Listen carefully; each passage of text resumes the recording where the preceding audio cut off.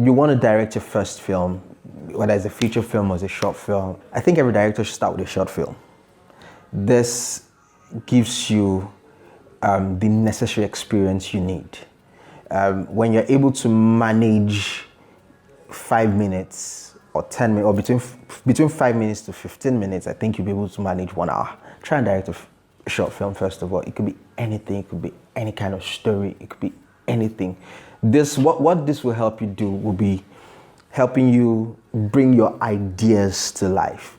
Every idea, whether you've come from film school or not, every idea you've had about filmmaking, pour it into this and watch it as an audience, not as a director. When you watch it as an audience, you begin to appreciate your creativity and you'll be able to learn other things. The second tip I want to let every first-time director know, I think you should know about lighting. It helps you. To know about lighting, talk to photographers. There are a lot of free ebooks online about lighting. I downloaded like 25. And ask questions, ask questions from a photographer, ask questions from a director of photography, ask questions from a cinematographer. And there are even videos on YouTube, tutorials on YouTube that teach you about lighting and all of that. My third tip will be visit a set where they're shooting film.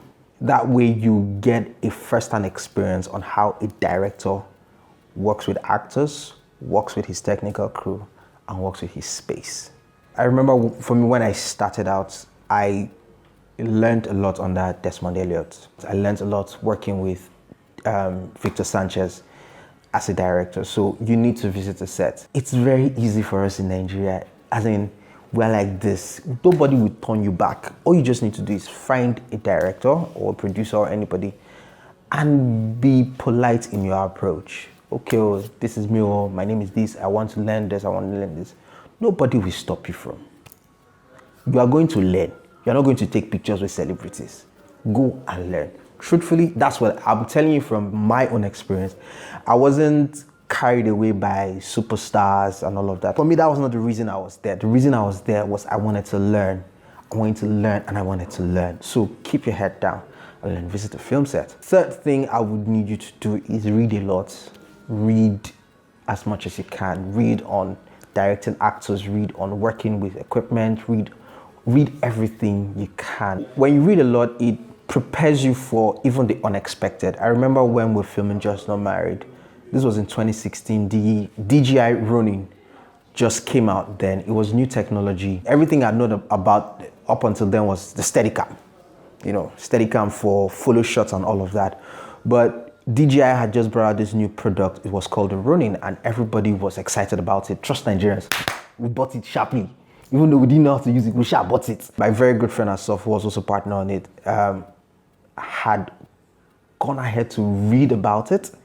He had watched every video there was on how to set up the Ronin and how to handle it. When he brought it on, I was like, guy, what is this? It's like, it's DJI Ronin. I'm like, hey, what's it? Hold on first. Grab my phone. I read something quickly about it. I was like, okay. So what would you use it to do? He was like, I should just leave it to him. And at that point, I took off my director's hat and wore my student's hat. And I watched him set it up. I watched him use it. That was beautiful. In fact, that was the shot that we used in the trailer of Just Not Married, and everybody was asking, how did you guys get that shot?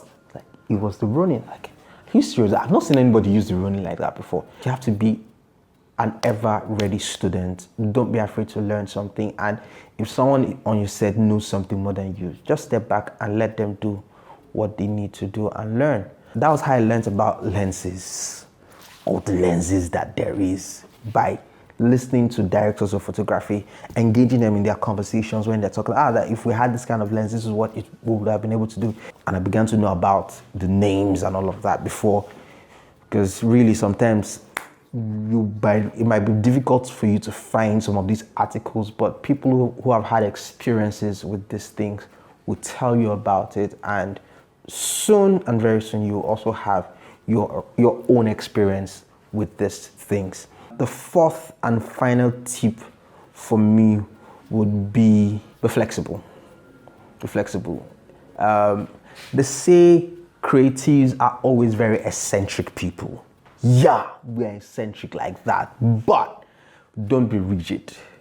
Be eccentric and be eclectic at the same time. Be willing to explore new ideas, be willing to try new things, try new tricks, take on new ideas. Be flexible enough to listen to other people. It will help you a lot. People will just think you are awesome, but they don't know it's just because you are flexible, you know.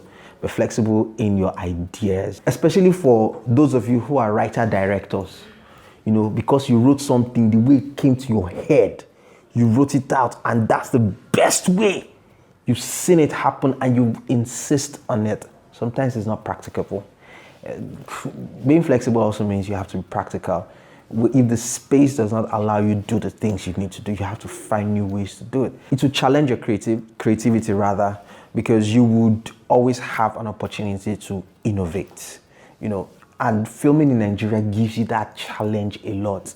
You know, you write a script, the office is supposed to be big office space, and your location manager gives you a very tiny space. You have to find a way to work around it. And that's where you now decide, okay, if I want to make the space look big, I can use the 14mm lens to make it look big. Play the actors on this side of the frame, you know. You are able to be flexible, not, if I don't have a big space, I can't shoot it, and you shut that. You're not helping anybody. You're going to waste money, you're going to waste people's time. Be flexible, be flexible. It will help you a lot. It will help you a whole lot.